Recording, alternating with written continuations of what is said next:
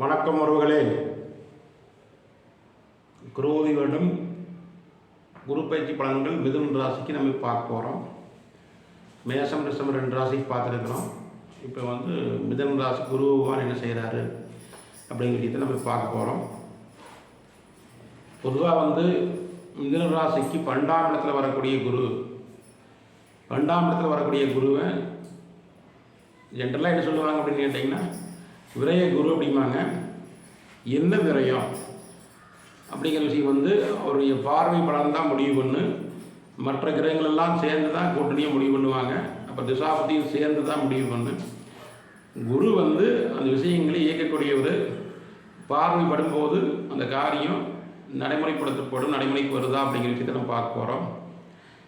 எந்த அளவுக்கு அதை வெற்றியை நோக்கி பயணிக்குது அப்படிங்கிறத பார்க்க போகிறோம். 12ஆம் இட விரயம் மட்டுமல்ல, 12ஆம் இடத்துல அயல்நாடு சம்பந்தமான விஷயம் இருக்குது, எக்ஸ்போர்ட் இருக்குது, ஐன சைன போகஸ்தானம்னு சொல்கிறோம்.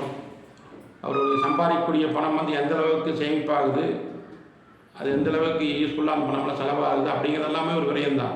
விரயம்னா பணம் செலவாகுது மட்டுமே விரயம் அல்ல.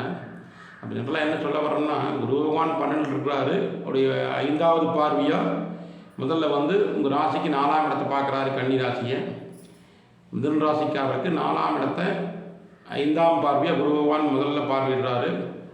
அதுக்கப்புறம் 7ஆம் பார்வையாக 6ஆம் இடத்தை பார்க்குறாரு. 6ஆம் இடம் அப்படிங்கிறது விருச்சிக ராசி பார்ப்பார்.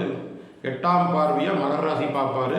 இந்த 4, 6, 8 அப்படிங்கிறது உங்களுக்கு எந்த அளவுக்கு பயணம் தரப்போகுது அப்படின்னு பார்த்தோம்னா, இந்த ஆண்டு முதல் 5ஆம் பார்வையே மிக சிறப்பு. 5ஆம் பார்வை அப்படிங்கிறது 4வது இடத்துல உள்ளதுனால 4வது இடம் தாய் ஸ்தானம், கல்வி ஸ்தானம், வீடு, வண்டி வாகனம், இதுக்கெல்லாம் விரயம் பண்ணலாம். இதில் சுபவிரயம் பண்ணலாம். இல்லை வீடு வாங்குறோன்னா லோன் போட்டு வாங்கலாம், இஎம்ஐ புதுசாக வீட்டை உருவாக்கலாம். இது வரைக்கும் அமையாதவங்களுக்கு அந்த வாய்ப்பு கிடைக்கி இனிமேல் வீடு வாங்கக்கூடிய யோகம் கண்டிப்பாக வரும். தாய் ஸ்தானத்துக்கு ஹெல்த் வைஸாக பார்த்துக்கணும். ஹெல்த் வைஸாக அவங்களுக்கு ட்ரீட்மெண்ட் எடுக்கும்போது அவங்க இம்ப்ரூவ்மெண்ட் ஆகிடுவாங்க. ஆரோக்கியத்தையும் கவனிச்சுக்கணும். வீடு வண்டி வாகனம் வாங்கக்கூடிய வாய்ப்புகளும் உண்டு. 4ஆம் இடம் அசட் சொத்து அப்படிங்கிறது, புது சொத்தை உருவாக்கக்கூடிய ஒரு வாய்ப்பும் இருக்குது. கல்வி ஸ்தானத்துக்கு செலவிடக்கூடிய வாய்ப்புகளும் இருக்குது. இதெல்லாம் சுபவிரயமாக நம்ம தாராளமாக பண்ணிக்கலாம்.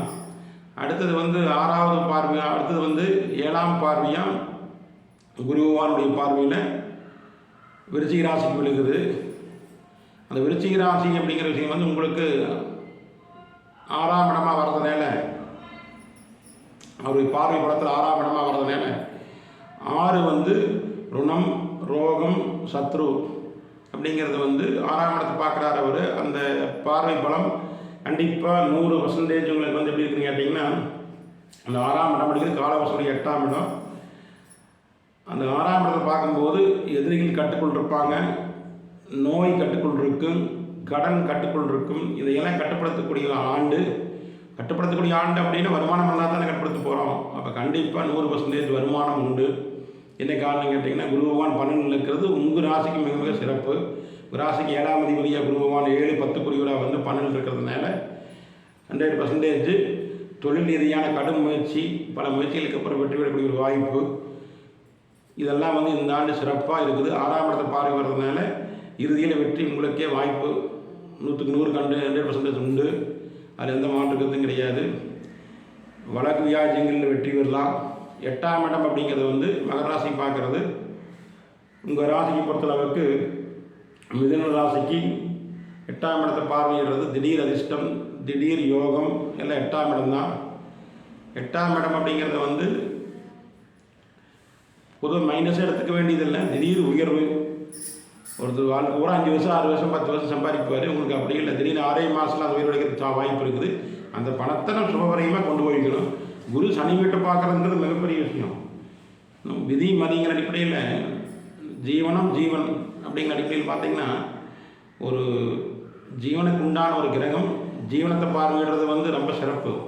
அவர் மறந்திருந்து பார்க்குறாரு அப்படிங்கிறது இல்லை, அவர் பார்வைக்கு தான் முக்கியத்துவம் தரணும். இப்போ நம்ம இது மாத்திரம் இல்லை, அனைத்து கிரகங்களுடைய ஒற்றுமை, அந்த கோட்சாரதியான ஒவ்வொரு பாட்டு, சூரியன், சந்திரன், ராகு, கேது, இவங்கெல்லாம் உங்களுக்கு சாதகமாக இருக்கிறாங்களா அப்படின்னு கேட்டால், அவங்க பாதகமாக சில இடங்கள் இருந்தாலும் கூட கேது 4 இருக்குது. குரு பகவான் பார்க்குற போது கேதுவனுடைய பாதகம் குறைஞ்சி போயிடும். அந்த கேதுடைய பார்வையும் கூட உங்கள் மிதனத்துக்கு 2ஆம் இடத்துக்கு தான் விழுகுது, கடகத்தில் விழுகுது. அதையும் குரு பகவான் பார்த்து சரி பண்ணுறாரு.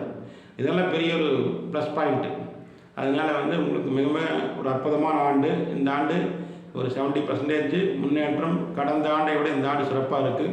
கற்றுக்கொண்டிருக்கும் 12 மாதங்கள் வெற்றினை போடலாம். தைரியமாக அனைத்து காரியங்களையும் செய்யலாம். சுபகாரியங்கள் நல்ல விஷயங்களுக்காக இன்வெஸ்ட் பண்ணலாம். அதுக்கு உண்டான முயற்சி எடுக்கலாம். அதெல்லாம் நடக்கும். அது எந்த மாற்று கருத்து கிடையாது. வாழ் வளமுடன். பொள்ளாச்சியிலிருந்து சஷ்டி சக்திவேல்.